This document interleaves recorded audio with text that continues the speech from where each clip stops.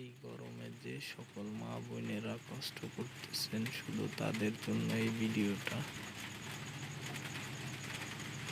দেখুন একটি ফ্যান কিভাবে তৈরি করতে হয়। প্রথমে একটি ব্যাটারি নেবেন, পুরান ব্যাটারি, সেটার মাথা আপনারা সুন্দর করে কেটে নেবেন। তারপরে এটি ঝালাই করতে হবে, সুন্দর করে রং ঝালাই করবেন।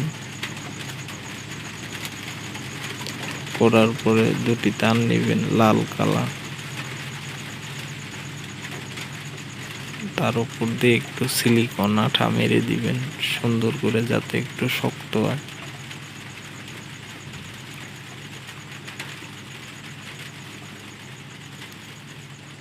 ব্যাটারির মাথায় সুন্দর করে ক্লিপটা লাগিয়ে নেবেন। দেখুন কি সুন্দর করে মোটরটা ঘুরতেছে। এভাবেই সুন্দর করে কাজটি করে নেবেন।